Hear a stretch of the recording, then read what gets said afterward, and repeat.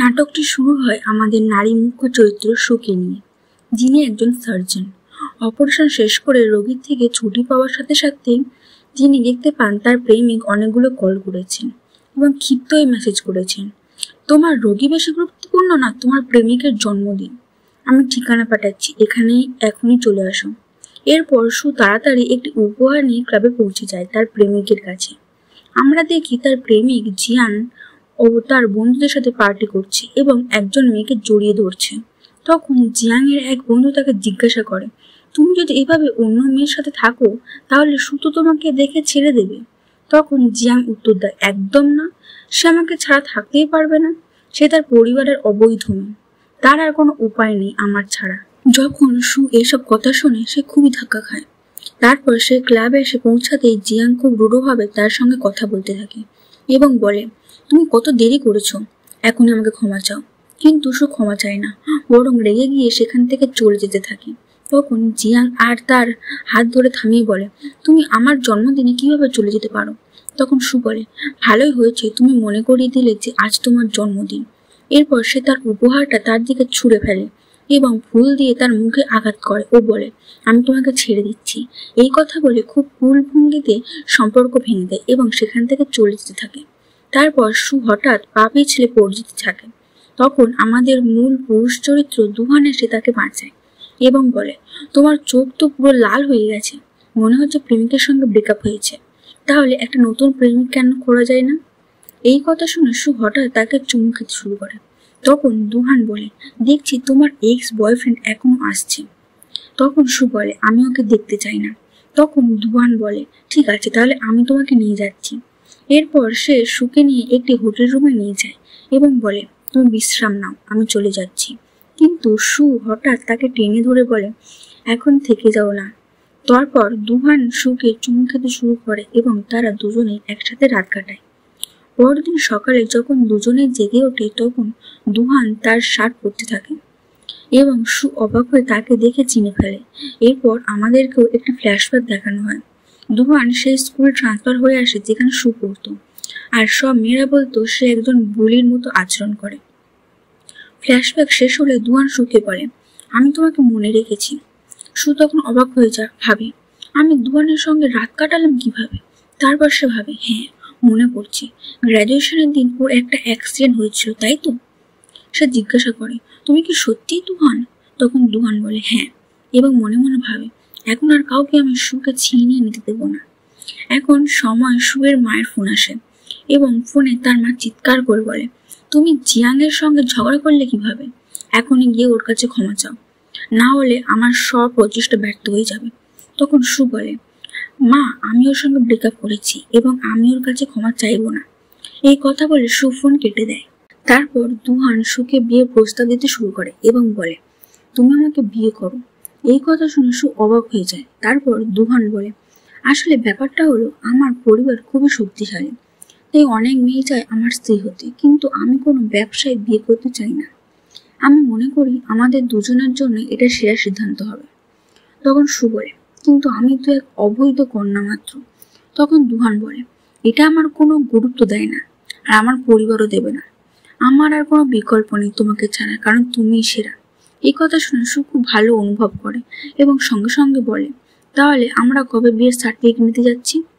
এরপর দুজনেই কোর্টে যায়, ছবি তোলে এবং বিয়ের সার্টিফিকেট নিয়ে বের হয়ে সু জিজ্ঞাসা করে, আমরা কি সত্যি বিয়ে করে ফেললাম? তখন দুহান বলে, অবশ্যই, এখন আমরা আইনত দম্পতি। আমি চাই তুমি এটা মনে রাখো যে এখন আমরা একসাথে, আমরা আলিঙ্গন করবো, চুমু খাবো, কিন্তু হ্যাঁ, আমি তোমার উপর কোনো কিছু চাপিয়ে দেব না এবং তোমার প্রতিটি সিদ্ধান্তকে সম্মান করব। তখন সু দুহানকে স্বামী বলে ডাকে।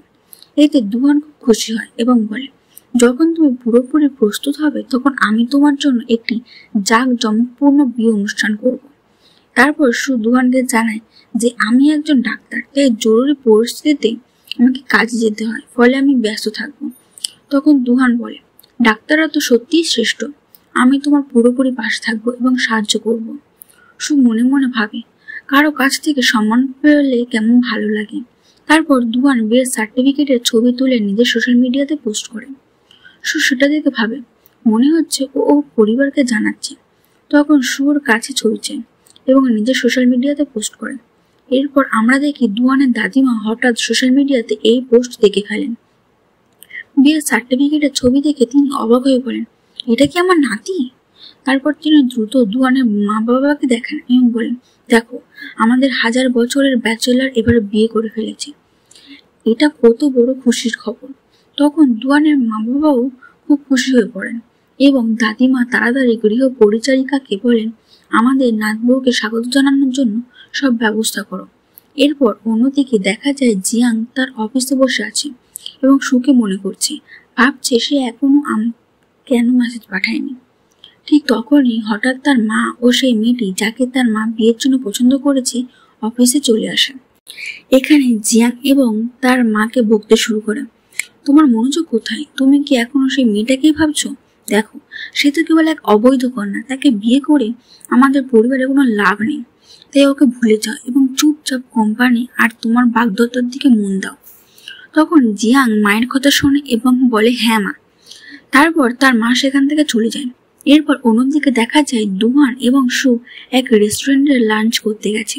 তখন জিয়ানের এক বন্ধু দূর থেকে তাদের দেখে ফেলে এবং সাথে সাথে জিয়ানকে ফোন করে বলে, জানো আজ আমি কাকে দেখলাম? দুয়ান বিদেশ থেকে ফিরে এসেছে এবং ওর বিয়ে হয়ে গেছে। সে এখানে রেস্টুরেন্টে তার স্ত্রীকে নিয়ে বসে আছে। এই কথা শুনে জিয়াং ভয় পেয়ে যায়। সে কি এখনো কিনে আগ্রহী?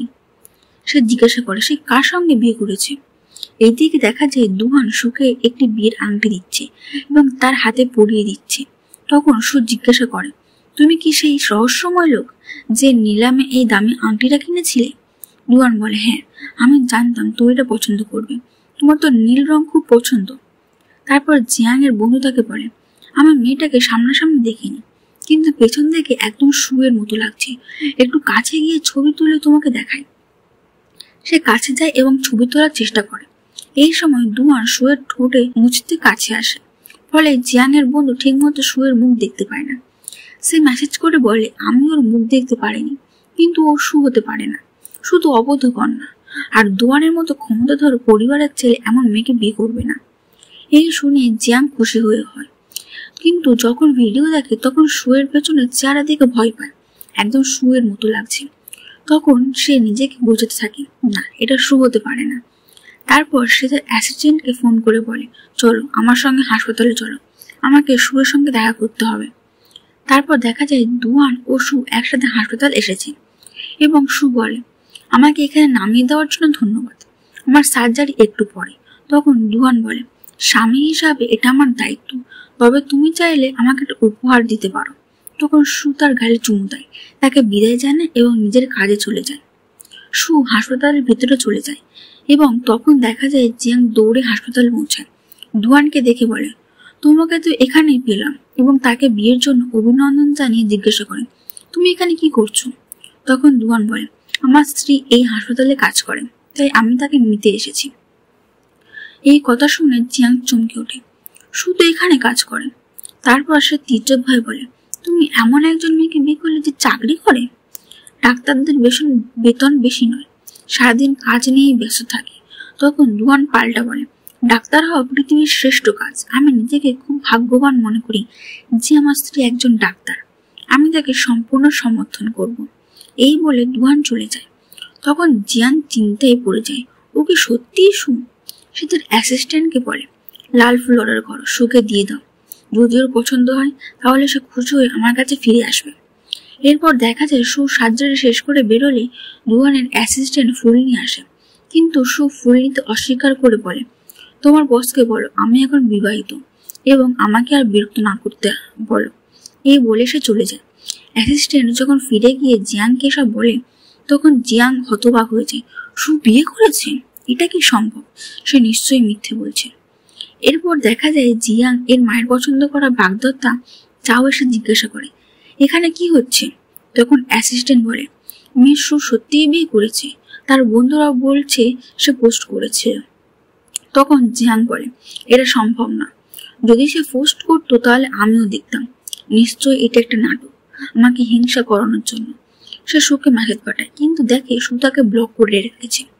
সে খুব অবাক হয়ে যায়। অন্যদিকে দেখা যায় সু হাসপাতাল থেকে বেরোচ্ছে। আর দুহান তাকে কিছু মজার কথা বলছে যাতে সু হেসে ফেলে। ঠিক তখনই সুয়ের মা সেখানে পৌঁছায়, চিৎকার করে বলে, এই সময় তুমি হাসছো কিভাবে? আমি তো বলেছিলাম জিয়াং এর কাছে গিয়ে ক্ষমা চাও, তাহলে এখনো কি করছো এখানে? সু বলে, মা, ও আমাকে প্রতারণা করেছে, আমি কেন ক্ষমা চাইব? দোষ তো আমার না। তখন মা তার হাত ধরে থামিয়ে বলে, তোমাকে ক্ষমা চাইতেই হবে। সু বলে, তুমি আমার সঙ্গে এমন কথা বলছো কেন? একজন মা তার মেয়ের সঙ্গে এমন ব্যবহার করে? তখন তার মা চিৎকার করে বলে, তুমি আজ যা পেয়েছো সব আমার জন্য। এমন একটা ছেলের সঙ্গে বিয়ে করার সুযোগ তুমি পেয়েছো, এটা তোমার ভাগ্যের ব্যাপার। আমি তোমার মা, তোমার খারাপ তো চাইবো না। তখন সু বলে, তুমি যেভাবে বাঁচতে চাও আমি সেভাবে বাঁচতে চাই না। আমি জিয়াং এর সঙ্গে সম্পর্ক শেষ করে দিয়েছি। এই কথা শুনে সুয়ের মা তাকে থাপ্পড় মারে এবং চিৎকার করে বোঝাতে থাকে, তুমি কেন বুঝছো না? যদি চুপচাপ এমন একজন ধনী ছেলেকে বিয়ে করো তাহলে আমার জীবন সহজ হবে। তোমার বাবা তখন আমাকেও স্বীকৃতি দেবে, তখন কেউ তোমাকে অবৈধ কন্যা বলবে না। তখন সু বলে, তুমি যেমন করে বাঁচতে চাও আমি সেভাবে বাঁচতে চাই না। এই বলে সে চলে যেতে থাকে। তার মা তাকে অনেক কিছু বলতে থাকে, কিন্তু সু সেগুলো উপেক্ষা করে চলে যায় এবং খুব কষ্ট পায়। এই সময় জাং সেখানে পৌঁছায় এবং সুর হাত ধরে বলে, আমি তোমায় নিতে এসেছি। এরপর দুজনে গাড়িতে ওঠে আর দুয়া দেখে সু মনমরা হয়ে আছে, তাই সে জিজ্ঞাসা করে, কি হয়েছে তোমার? সু বলে, আজ আমার মা এসেছিল আমাকে দেখতে আর বলছিল যেন আমি জাংয়ের কাছে গিয়ে ক্ষমা চেয়ে আবার ওকে বিয়ে করি। তখন দুয়া বলে, তুমি কি তোমার মাকে বলছো না যে ও কত খারাপ? ও তোমায় ঠকিয়েছে, এমন মানুষের সঙ্গে কেউ থাকতে পারে না। সু বলে, হ্যাঁ আমি সব বলেছি, কিন্তু তাও মা মানতে চায়নি। তাই আমি বললাম যেহেতু সে এত ভালো তাহলে মাই ওকে বিয়ে করুক। এটা শুনে দুয়া হাসতে শুরু করে আর বলে, তুমি একদম ঠিক বলেছ। তারপর সে বলে, তোমার জন্য একটা উপহার আছে। দুয়া বলে, দেখো এটা তোমার জন্য পুরস্কার। সু দেখে যে সে তার জন্য দুধ এনেছে। তখন সু খুব খুশি হয়ে যায় এবং মনে পড়ে ছোটবেলার কথা, যখন কেউ ওকে বুলিং করতো তখন দুয়াই ওকে বাঁচাতো আর তখনও সে দুধ নিয়ে আসতো তার জন্য। তখন সু খুব আবেগপ্রবণ হয়ে পড়ে। এরপর দুয়া সুকে তার নতুন কেনা বাড়িতে নিয়ে যায়। সু জিজ্ঞেস করে, তুমি কি ইচ্ছা করে আমার হাসপাতালের কাছে বাড়ি কিনছো যাতে আমার কাজে যেতে অসুবিধা হয়? দুয়া বলে, অবশ্যই, এটা তো আমি আমার স্ত্রীর জন্য করতেই পারি। সু বলে, কিন্তু এটা তো খুব দামি হবে। তখন দুয়া বলে, তোমার তুলনায় কিছুই দামি না। এরপর কোরআন কাটা ফল এনে সুকে খাওয়াতে থাকে। সু বলে, আমার স্বামী স্ত্রী হয়েও এসব করো কেন? দুয়া বলে, এখন থেকে ধন্যবাদ বলাও বন্ধ করো, আমরা এখন স্বামী স্ত্রী। তারপর সে শাওয়ার নিতে চলে যায়। এদিকে সুর ফোনে মেসেজ আসে, তার বান্ধবী জানে সুর পাগল এক্স বয়ফ্রেন্ড এসেছে ওকে খুঁজতে। সে মিথ্যে বলে জানিয়ে দেয় যে সু এখানে নেই, তবু সে জোরাজুরি করছিল ঠিকানা জানার জন্য। ঠিক তখনই সু শুনে যে দুয়া ওকে ডাকছে তার নতুন পোশাক আনার জন্য। সে পোশাক দিতে গেলে দেখে দুয়া কেবল তোয়ালে পড়ে আছে। সু বলে, তুমি তো ইচ্ছে করে এটা করছো তাই না? তখন দুয়া বলে, আমি তোমার স্বামী, তুমি আমাকে এতটুকু তো দেখতে পারো। এরা শুনে সু খুব লজ্জা পায় এবং দৌড়ে চলে যায়। তারপর দুয়া পেছন থেকে সুকে জড়িয়ে ধরে বলে, এখন তো আমরা বিয়ে করেছি, আমার পরিবার তোমাকে দেখতে চায়, আমি কাল তোমায় ওদের সাথে দেখা করিয়ে নিতে যাব। সু বলে, অবশ্যই, কিন্তু প্রশ্ন করে, আমি তো শুধু একজন ডাক্তার, যদি তোমার পরিবার আমাকে পছন্দ না করে? তখন দুয়া বলে, তুমি চিন্তা করো না, আমার পরিবার খুব ভালো আর আমার দাদিমা তো তোমাকে আগেই পছন্দ করে ফেলেছে। এরপর সে সুয়ের কাছে আরো ঘনিষ্ঠ হতে চায়, কিন্তু সু কিছু নিতে গেলে সে বলে, এসো তোমার চুল মুছে দিই। সে জিজ্ঞাসা করে, তুমি ফুল ফ্রেমটা বানালে কেন? সু বলে, স্কুলের ট্রাইয়ে এটা আমার ডেস্কে পড়েছিল, কেউ হয়তো ফেলে দিয়েছিল কিন্তু আমি রেখে দিই, কারণ আমার মা তো কোনোদিন আমাকে ফুল দেয়নি, এটাই আমার পাওয়া প্রথম ফুল। এই কথা শুনে দুয়া খুশি হয়ে যায়, কারণ সেই ফুলটা দিয়েছিল। সে বলে, যদি ফুল দেওয়া মানুষটা জানতো তুমি এত যত্ন করে রেখেছো সে কত খুশি হতো। তারপর সুর হাত তার গায়ে লাগে।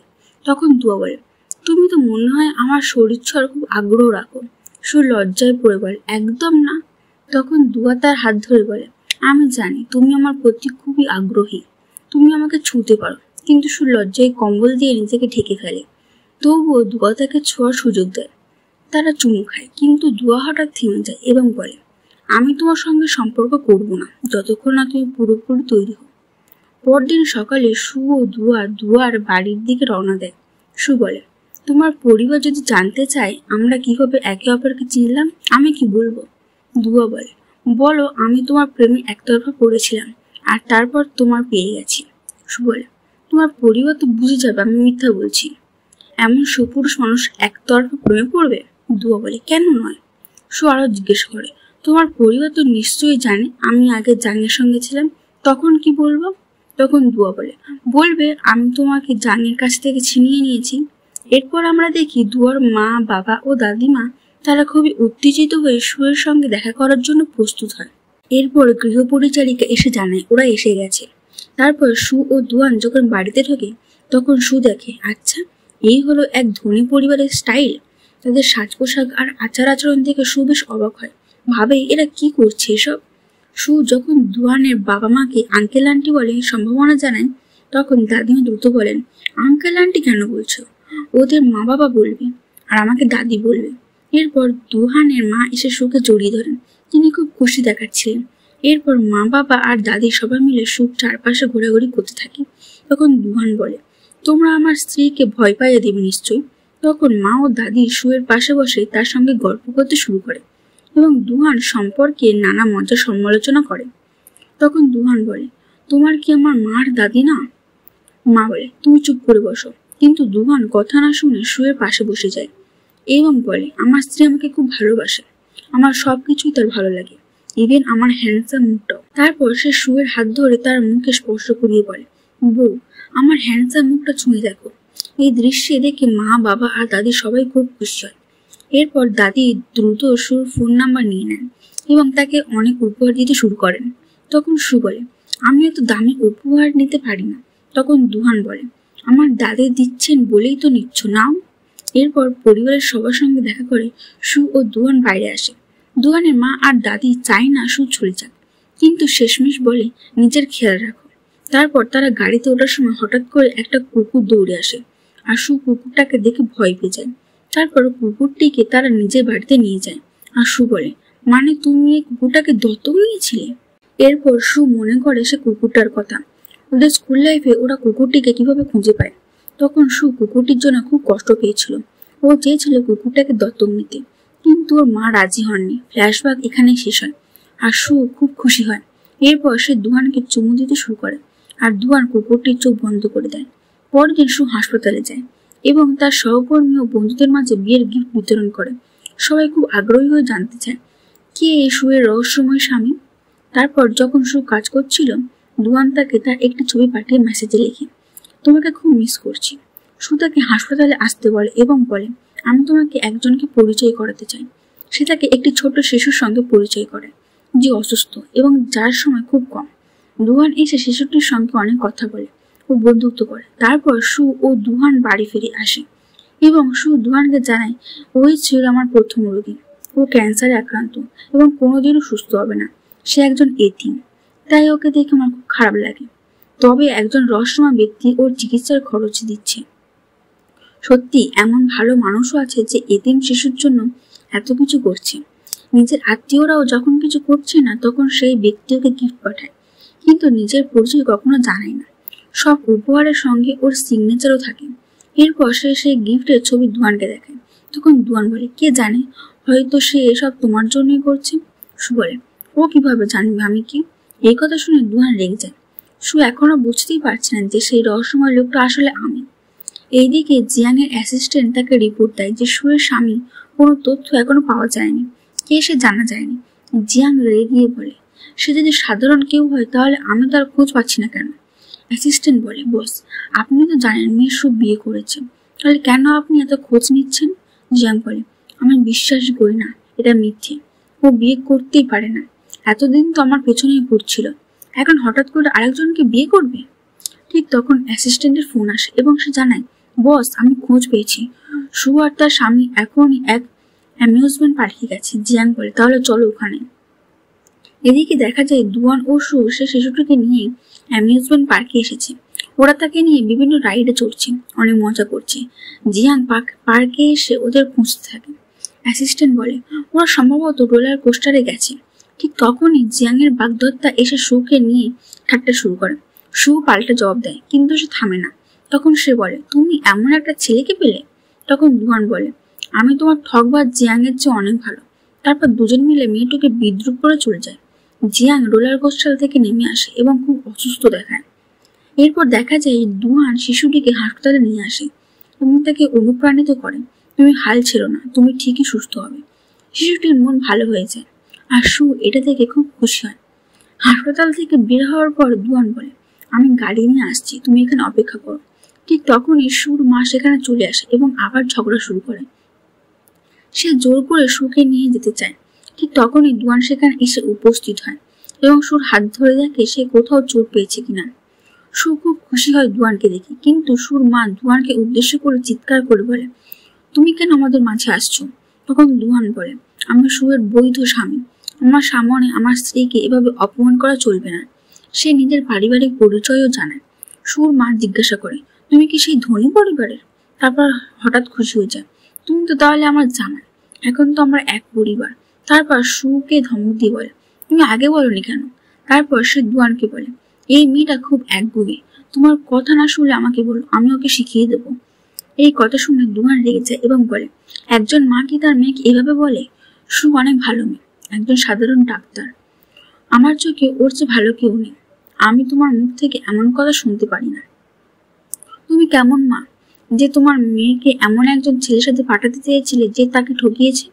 তখন সুর মা মাফ চায় এবং বলে, তুমি আমাকে বোঝো, আমি প্রথমবার মা হচ্ছি। তখন দুহান বলে, ও তো প্রথমবার কারো মেয়ে হচ্ছে, তাই বলে কি তুমি ওর সঙ্গে এমন আচরণ করবে? তারপর সে বলে, আমি আর সুকে এভাবে ভোগ করতে দেব না। সু বলে, আমাকে বাড়ি যেতে হবে। তখন দুহান সুর মাকে হুঁশিয়ারি দেয়, তুমি যদি আবার সুকে বিরক্ত করো তাহলে আমার পরিবার থেকে খারাপ আর কেউ হবে না তোমার জন্য। এই বলে সে সুকে নিয়ে চলে যায়। সুর মা তখন রেগে গিয়ে বলে, উফ, কি করে এমন ধনী পরিবারকে আমি শত্রু বানিয়ে ফেললাম। এরপর সু ও দুহান গাড়িতে বসে এবং দুহান বলে, তুমি কোনো চিন্তা করো না, আমি সবসময় তোমার পাশে আছি। সে সুর সিট বেল্ট লাগিয়ে দেয় এবং গালে চুমু দেয়। এরপর দুজন রাতে একসাথে কাটায়। পরদিন সকাল দুহান সুকে না জানিয়ে অফিসে চলে যায়। অফিসে পৌঁছে সব কর্মীরা তাকে গুড মর্নিং জানায়। সে মিটিংয়ে যায় এবং বলে, আমি আজ একটু সুখবর ঘোষণা করতে চাই। সবাই ভাবে কি হতে যাচ্ছে। তখন সে বলে, আমি বিয়ে করেছি এবং সবার জন্য বিয়ের উপহার এনেছি। সবাই শুনে বিস্মিত হয়ে যায়। দুয়ান যখন বলে সে যে বিয়ে করেছে, তখন সে খুব আনন্দের সাথে তার স্ত্রীকে নিয়ে বলে যে সে খুব কিউট, একদম যেন স্বর্গের পরী। সবাই বিয়ের ক্যান্ডি পেয়ে খুব খুশি হয়। ঠিক তখনই দুয়ার কাছে সুর ফোন আসে। সে কথা বলতে বলতে বলে, বউ, তোমাকে অনেক মিস করছিলাম। এরপর দেখা যায় দুয়ান তার মিটিংয়ে সবার সামনে প্রজেক্ট নিয়ে ব্যাখ্যা দিচ্ছে। তখন সু সেখানে পৌঁছে যায় তাকে দেখার জন্য। তাকে কাজ করতে দেখে সু মনে মনে ভাবে, কি সুন্দর লাগে ওকে কাজের সময়। তারপর হঠাৎ সু তার ছবি তুলতে শুরু করে। তখন দুয়ান সেটা দেখে ফেলে। সু তাড়াতাড়ি দৌড়ে পালিয়ে যায়। তারপর দুয়ান সঙ্গে সঙ্গে মিটিং শেষ করে তার অফিসে যায় এবং পেছন থেকে সুকে জড়িয়ে ধরে। সে বলে, তুমি লুকিয়ে আমার ছবি তুলছিলে? তখন সু বলে, এতে আর কি হবে, তুমি আমার স্বামী। তারপর দুয়ান তাকে চুমকাতে শুরু করে। সু বলে, আমি তোমার জন্য একটা গিফট এনেছি। সে একটা নেকলেস বের করে দেখায়। দুয়ান সেটা দেখে বলে, আমার খুব পছন্দ হয়েছে। তারপর সু নিজের হাতে দুয়ানের গলে সেটা পরিয়ে দেয়। এরপর দুয়ান তাড়াতাড়ি করে সুর কোলে মাথা রেখে শুয়ে পড়ে। তখন সু জিজ্ঞাসা করে, যদি ওই রাতে আমার জায়গায় অন্য কোনো মেয়ে থাকতো তাহলে কি আমার জায়গায় সে থাকতো? দুয়ান বলে, তুমি কি সত্যি ভাবো আমি কোনো অন্য রকমের মেয়ের সঙ্গে রাত কাটাতাম? আমি তো শুরু থেকেই তোমাকেই ভালোবাসি। আমি সেখানে গিয়েছিলাম শুধু তোমার জন্য এবং স্ত্রীর জায়গা শুধু তোমার জন্যই ছিল আর সবসময় তোমারই থাকবে। এটা শুনে সু খুব খুশি হয়। এরপর দুয়ান বলে, চলো আমি তোমাকে একটা জায়গায় নিয়ে যাই। তারপর সুকে নিয়ে যায় তার 3 বন্ধুর সঙ্গে দেখা করাতে। তারা সুকে দেখে বলে, ভাবি ভাবি। তারপর সবাই মিলে তাদের বিয়ের জন্য শুভেচ্ছা জানায়। দুয়ান বলে, তোমরা ওকে ভয় দেখিও না। তারপর বন্ধুরা মুখ দেখিয়ে বলে, ভাবি আমাদের চিনতে পারলেন? সু চিনে ফেলে এবং হেসে বলে, তোমরা তো একদম আগের মতোই আছো। এরপর তারা আমাদের ফ্ল্যাশব্যাক দেখায়। সেখানে দেখা যায় স্কুল টাইমেও দুয়ান ও তার বন্ধুদের নিয়ে সুর মন জয় করার জন্য গিয়েছিল, কিন্তু তখন অফিসাররা চলে আসায় দুয়ান ও তার সব বন্ধুরা সুকে রেখে পালিয়ে গিয়েছিল। তারপর আবার বর্তমান দৃশ্যে দেখা যায় সু ও দুয়ান 3 বন্ধুর সঙ্গে পুরোনো দিনের গল্প করছে। তখন দুয়ার বন্ধুরা বলে, স্কুলে একটা ছেলে ছিল, যে লুকিয়ে লুকিয়ে তোমার ছবি তুলতো। তুমি যখন স্কুল ছেড়ে দিলে সেই ছেলেটাও ট্রান্সফার নিয়ে নেয়, অন্য স্কুলে চলে যায়। তার জন্যই তুমি শর্ট ড্রেস পরা বন্ধ করে দাও। আর অনেক ভয় পেয়ে গিয়েছিলে, তাই স্কুলই বদলে ফেলেছিলে। তখন সু খুশি হয়ে বলে, মানে আমি চলে যাওয়ার পর সেও চলে গিয়েছিল? তারপর সুর বন্ধুরা বলে দুয়ার সে ছেলেটিকে অনেক মারধর করেছিল এবং তার ফোন থেকে সব ছবি ডিলিট করে দিয়েছিল। এই কারণে দুয়ানকেও স্কুল থেকে বের করে দেওয়া হয় এবং পরে তাকেও স্কুলে ট্রান্সফার করা হয়। এইসব শুনে সু খুব চমকে যায় এবং দ্রুত দাওয়ানকে একপাশে নিয়ে গিয়ে জিজ্ঞাসা করে, তুমি আমাকে এসব কথা আগে বলোনি কেন? তখন দাওয়ান বলে, আমি চাইনি তুমি আবার সেই ঘটনা মনে করে কষ্ট পাও, তাই বলিনি। সু এটা শুনে খুব খুশি হয়। সে ভাবে তখনও কি দাওয়ান তাকে রক্ষা করেছিল। এরপর তারা দুজন জড়িয়ে ধরে।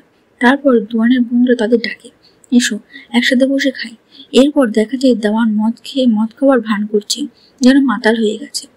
আর তার বন্ধুরা সুকে বলে দাওয়ান খুব তাড়াতাড়ি নেশা করে ফেলে, এটা সত্যি। তারপর দাওয়ান সুকে একটা কিস চায়। ঠিক তখনই সুর ফোনে একটা কল আসে। এই কলটি আসলে অন্য কারণ নয়, জিয়াংয়ের।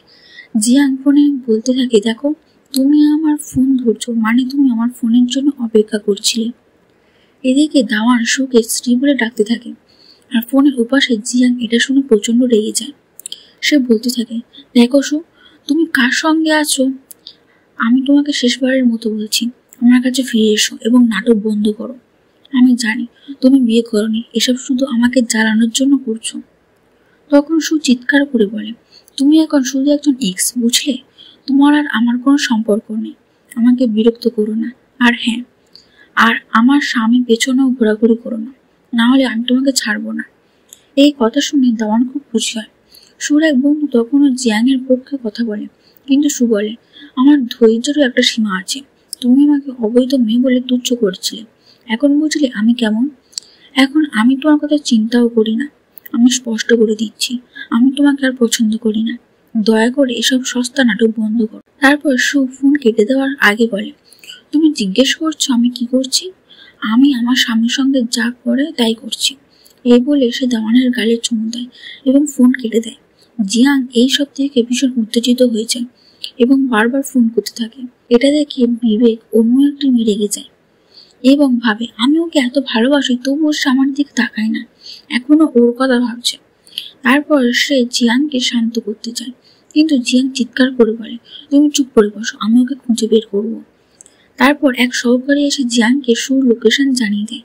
অন্যদিকে দেখা যায় দাওয়ান সুকে প্রশংসা করছে, তুমি যেভাবে এই প্রতারকের মুখে জবাব দিয়েছ সেটা দারুণ ছিল, তুমি সেরা। তারপর দাওয়ান সুকে কিস করতে চায় এবং সু রাজি হয়ে যায়। তারা দুজন গভীরভাবে কিস করতে থাকে। এটা দেখে দাওয়ানের বন্ধুরা চুপচাপ দেখতে থাকে।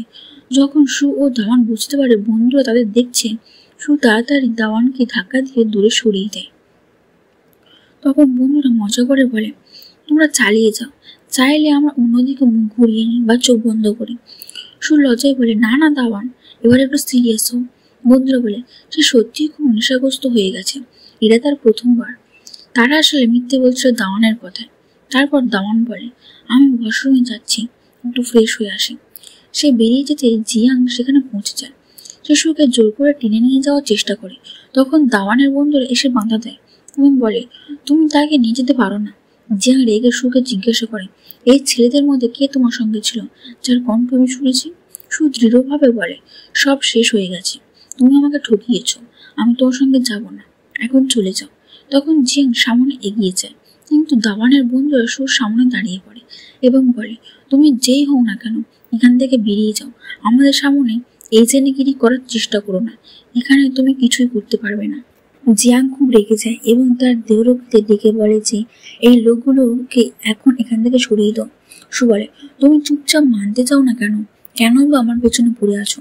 সে বলে, তুমি আমার সঙ্গে চুপচাপ চলে চলো, নাহলে আমি জোর করে নিয়ে যাব, তোমার আর কোনো উপায় নেই। তারপর জিয়াংয়ের দেহরক্ষীরা ওদের মারতে শুরু করে। দুয়ার বন্ধুরাও তখন দেহরক্ষীদের সঙ্গে লড়াই করতে শুরু করে। এদিকে জিয়াং সুর কাছে আসে এবং তার হাত ধরে তাকে জোর করে নিয়ে যাওয়ার চেষ্টা করে, কিন্তু ঠিক তখনই দাওয়ান সেখানে পৌঁছে যায় এবং জিয়ানের উপর চিৎকার করে ওঠে। তারপর দুয়ান এবং জিয়াংয়ের মধ্যে মারামারি শুরু হয় এবং দুয়ান বলে, তুমি কিভাবে আমার স্ত্রীকে স্পর্শ করতে পারো? জিয়াং এই কথা শুনে চমকে যায় এবং সুকে জিজ্ঞেস করে, সে কি মিথ্যে বলছে? তুমি কি সত্যি তার স্ত্রী? তুমি তো আমার স্ত্রী হওয়ার কথা ছিল, আমি তো তোমাকে বিয়ে করতে চেয়েছিলাম। তুমি আমার স্ত্রী হলে কতটা ধনী হয়ে যেতে তা ভেবেছো? এটা তো তুমি চেয়েছো, তাই না? তাই এই নাটক বন্ধ করো। সু তখন রেগে গিয়ে জিয়াংকে চড় মারে এবং চিৎকার করে বলে, তুমি কি আমাকে তোমার খেলনা ভেবেছো, যাকে ইচ্ছে মতো ফেলে দিতে পারো আবার ইচ্ছে মতো তুলে নিতে পারো? তুমি তো নিজেই বলেছিলে আমি কিছুই নয়, আমার কোনো মূল্য নেই। তাহলে এখন কি হয়েছে? তখন জিয়াং ক্ষমা চায় এবং বলে, আমি বদলানোর চেষ্টা করব, আমি সত্যিই বদলাবো। তখন সু বলে, অভিনয় বন্ধ করো, তুমি এমন এক কুকুর যার লেজ কোনোদিন সোজা হবে না। এই বলে সে দুয়ার হাত ধরে দেখায় এবং দুয়ানের বন্ধুরাও জিয়াংকে নিয়ে হাসতে হাসতে বলে, হ্যাঁ, এবার থেকে দরজা বন্ধ রাখবো যাতে কোনো কুকুর ভেতরে ঢুকতে না পারে। যখন দাওয়ান সুকে নিয়ে সজ্জিত থাকে তখন জিয়াং আবার বাধা দেয়। সু বলে, আমার হাত ছাড়ো, তুমি এখন খুব বিকৃত দেখাচ্ছ। এই বলে সে সরে যায়। তারপর জিয়াং তার অ্যাসিস্ট্যান্টকে জিজ্ঞাসা করে, সু কিভাবে জানতে পারলো আমি তাকে নিয়ে ঠাট্টা করেছিলাম? তখন সে নিজেই মনে করতে থাকে জন্মদিনের পার্টির দিন কিভাবে সে বন্ধুকে বলেছিল যে তুমি তো আমাকে ছেড়ে যেতে পারবে না, কারণ তুমি তো একটা অবৈধ মেয়ে যার কোনো মূল্যই নেই। এই কথা মনে পড়তে এসে ভাবে, মানে সেই দিন সে আমার সব কথা শুনে ফেলেছিল, তাহলে সে এখন কোনোভাবেই আমাকে শুনবে না। তারপর সু দুয়া এবং তার বন্ধুদের সঙ্গে বেরিয়ে আসে এবং ওদের বন্ধুরা বলতে থাকে, দুয়ান আমাদের থামিয়েছে, না হলে আমরা ওকে শেষ করে দিতাম। এরপর ওরা যখন ধূমপান করতে চায় তখন দুয়ান ওদের থামায়। তারা বলে, সরি, আমাদের ভুল হয়ে গিয়েছিল যে ভাবিও এখানে আছে। সু বলে, না তোরা করতে পারো। তারা বলে, না এটা দুয়ার আদেশ, ভাবি আমরা আপনাকে কোনো ক্ষতি করতে পারি না। তখন সু খুব খুশি হয়ে যায় এবং তারপর সু ও দাওয়ান আবার কথা বলতে শুরু করে। তিন বন্ধু ভাবতে থাকে এরা আবার রোমান্স শুরু করলো। পরের সকালে দেখা যায় দাওয়ান সুকে দেখাচ্ছে এবং সে যখন ঠিকভাবে সাজে তখন দুয়ার ওর দিকে তাকিয়ে থাকে। সু বলে, আজ আমি শুধু তোমার জন্যই সাজলাম। সে সাজতে সাজতে দুয়ান খুব নার্ভাস হয়ে পড়ে এবং তাকে হাসপাতাল পর্যন্ত ছেড়ে দেয়। জিয়াং হাসপাতালের সুয়ের সঙ্গে দেখা করতে আসে এবং বলে, একটু শোনো আমাকে। যখন সুকে এই পোশাকে দেখে তখন বলে, এই রংটা তোমার উপর দারুণ মানিয়েছে। সু বলে, তুমি বুঝতে পারো না কেন আমার পেছনে লেগে আছো, আমি এখন বিবাহিত। তখন সে বলে, আমি বিশ্বাস করতে পারছি না। দেখো, সে তাতে বড়লোক পরিবারের ছেলে, সে শুধু তোমার সঙ্গে খেলা করছে, একদিন তোমাকে ছেড়ে যাবে। তাই তুমি আমার কাছে ফিরে এসো। তুমি এত বছর ধরে আমার পেছনে ঘুরে বেড়াচ্ছ, আমাকে কিভাবে ভুলে যেতে পারো? সু বলে, তুমি কি ভাবো না যে এখন তুমি একেবারে একটা বড় রসিকতায় পরিণত হয়েছ? তুমি জানতে আমি তোমার জন্য এত বছর অপেক্ষা করেছিলাম, আমি তোমাকে খুব ভালোবাসতাম, কিন্তু তুমি যেভাবে আমার সঙ্গে আচরণ করেছো এবং এখন যেভাবে অভিনয় করছো সবকিছু খুব হাস্যকর লাগছে আমার কাছে। সে বলে, আমি ভুল করেছি, আমাকে মাফ করে দাও। সু বলে, তুমি একেবারে নির্লজ্জ, তুমি আমার সামনে একটা বোকার মতন আচরণ করছো আর ওই মেয়েটাকে চুমু খাওয়ার পর এখন নিজেকে ভিকটিম হিসেবে দেখাতে চাইছো। জিয়াং বলে, দয়া করে আমাকে মাফ করো, আবার সবকিছু শুরু করি। এবার আমি তোমার প্রতি অনেক ভালো হব, তুমি রাজি হচ্ছ না কেন? তারপর জিয়াং মনে করিয়ে দিতে থাকে, তুমি মনে করো ছোটবেলায় আমি কিভাবে তোমাকে বাঁচিয়েছিলাম, যখন তোমার মা তোমাকে ঘরে বন্দি করে দিয়েছিল, তুমি তখন মরতে বসেছিলে। সু বলে, হ্যাঁ, আমি খুব ভালো করে মনে করে গেছি সেই ঘটনা, সেই কারণেই তো আমি তোমার প্রতি আকৃষ্ট হয়েছিলাম, কিন্তু তুমি যেটা আমার সঙ্গে করছো তার জন্য আমি কখনোই তোমার কাছে ফিরে যাব না। তারপর জিয়াং বলে, তুমি বলছো আমি তোমার সঙ্গে বিশ্বাসঘাতকতা করেছি, কিন্তু তুমি নিজেই আমার সঙ্গে প্রতারণা করছো, আর এখন তুমি আমার সামনে ভালো সে যাচ্ছ। এই কথা শুনে সুকে চড় মারে এবং চলে যেতে শুরু করে। তবুও জিয়াং তাকে থামানোর চেষ্টা করতে থাকে। ঠিক তখনই দাওয়ান সেখানে এসে যায় এবং জিয়াংকে থামানোর চেষ্টা করে। দাওয়ান চিৎকার করে বলে, তুমি সুর সঙ্গে এতদিন যেভাবে আচরণ করছিলে সেটা কেমন, আর এখন তুমি নিজেকে ভালো মানুষ হচ্ছ? তুমি সুর যোগ্য না, তুমি ওর সঙ্গে কখনো সুখে থাকতে পারবে না। তারপর সে বলে, তোমার একটা চড়ও যদি তোমার বুদ্ধি না বেরোয় তাহলে আমাকে আর একটা চড় মারতে হবে। এই বলে দাওয়ান আবার ওকে খুশি মারে এবং রাগে বলে, তুমি ওর সঙ্গে এত খারাপ ব্যবহার করছো, এত অপমান করছো, এখন অভিনয় করছো? তারপর সে আবার ঘুষি মেরে জিয়াংকে মাটিতে ফেলে দেয় এবং সুর কাছে এসে বলে, তোমার হাতে ব্যথা পেল না তো? তুমি ঠিক আছো তো? জিয়াং আবার উঠে দাঁড়িয়ে সুকে বলতে থাকে, আমার কাছে ফিরে এসো, তখন দুয়ান বলে, লাগছে ও এখনো ঠিক মতো বোঝেনি। বউ, এবার তোমাকে প্রমাণ করতে হবে। সু বলে, হ্যাঁ, আমি জানি কিভাবে সেটা প্রমাণ করতে হয়। তারপর সে দুয়ানকে নিজের দিকে টেনে নিয়ে এসে চুমু খায়। চুমু খাওয়ার পর সু জিয়ানকে বলে, চলো আবার পরিচয় করিয়ে দিই, উনি আমার প্রেমিক আর এখন আমার স্বামীও। তখন দাওয়ানও বলে, এই নারী আমার স্ত্রী এবং একজন অসাধারণ সার্জন, যাকে তুমি একসময় মূল্য দাওনি, কিন্তু আমি জানি ওকে কিভাবে গুরুত্ব দিতে হয়। আমি সবসময় ওর যত্ন নেব। এই বলে সে সুকে নিয়ে চলে যেতে থাকে। তখন হঠাৎ থেমে বলে, এই যে তুমি বলছিলে তুমি নাকি ওর জীবন বাঁচিয়েছিলে, ওটা পুরোপুরি মিথ্যে। তারপর দুয়ান সুর শৈশবের ঘটনা জানায়। যখন সু ঘরে বন্ধ ছিল, তখন দুয়ানে সেখানে গিয়ে পাথর দিয়ে তালা ভেঙে তাকে বের করে। আর যখন সে কিছু আনতে বাইরে যায়, তখন জিয়াং এসে দরজা খুলে দেয়। এই সব শুনে সু খুব খুশি হয়ে যায় যে আসলে দাওয়ানি তার জীবন রক্ষক ছিল এবং সে এতদিন ভুলে বুঝে এসেছিল। এরপর দাওয়ান সুকে নিয়ে তার অফিসে যায়। সেখানে বসে তার কাজ থেকে শুরু করে এবং তার প্রশংসা করে। যখন সে ওই প্রতারককে চড় মারছিল, দাওয়ান খুবই কুল লাগছিল। আর ঠিক তখন যখন সে সুকে চুমু খাওয়ার জন্য এগিয়ে আসছিল, তখন দাওয়ানের এক বন্ধু এসে বলে যে সুকে কাজের জন্য ডাকা হয়েছে। কিন্তু যখন সে এই দৃশ্য দেখে ফেলে, তখন বলে, সরি, আমি তোমাদের বিরক্ত করলাম। তারপর যখন আবার তারা কাছাকাছি আসছিল, তখন সেই বন্ধু আবার ফিরে এসে বলে, সু, তোমাকে এখানে থাকতে হবে, কারণ রোগীরা তোমার জন্য বেশি সময় অপেক্ষা করতে পারবে না। তখন সু লজ্জায় পড়ে যায়, ভাবি যে আমার সহকর্মী আমাকে দেখে ফেলেছে। এখন পুরো হাসপাতালে এটা রোজ স্প্রেড হয়ে যাবে। তারপর সে দাওয়ানকে বলে, তুমি এখন যাও, আমাকে এখানে কাজ করতে হবে। তারপর দাওয়ান চলে যায়। এরপর সু বান্ধবী তাকে দাওয়ানের প্রশংসা করে বলে, তোমার স্বামী তো কত হ্যান্ডসাম, তুমি আমাদের আগে কখনো পরিচয় করে দিলে না কেন? তারপর সু বলে, এক ডিরেক্টর চিকিৎসক ছোট শিশুটির চেক আপ করতে এসেছেন, কারণ তিনি ওই শিশুটির চিকিৎসা করছেন। সেই সময় সু জানতে পারে যে যে ব্যক্তি গোপনে ওই শিশুর জন্য টাকা দিচ্ছে, চিঠি পাঠাচ্ছে, উপহার পাঠাচ্ছে, সে আর কেউ নয়, দাওয়ান নিজেই। এমনকি সু জানতে পারে যে তার স্কলারশিপে যে অর্থ বিনিয়োগ করা হয়েছে, সেটাও দাওয়ান করেছে। এইসব শুনে সু খুব আবেগপ্রবণ হয়ে পড়ে আর বাড়িতে ফিরে কান্না করতে করতে দাওয়ানকে সব বলে দেয়। সে বলে, তুমি আমাকে বলোনি কেন তুমি আমার জন্য এত কিছু করছো, তাও গোপনে কিছু বলনি? তখন দাওয়ান বলে, আমি তোমাকে কখনো কষ্ট দেখতে পারতাম না, কারণ আমি অনেক আগেই তোমাকে পছন্দ করতাম। সু আরো বেশি কেঁদে ফেলে এবং দাওয়ানকে একটি ফুল উপহার দেয় আর বলে, আমি সবসময় এটা তোমাকে দিতে চেয়েছিলাম। তারপর তারা একে অপরকে চুমু খায় এবং তাদের একটি গ্র্যান্ড বিয়ে হয়। দাওয়ানের পুরো পরিবার এবং বন্ধু বান্ধব সবাই খুব খুশি হয়।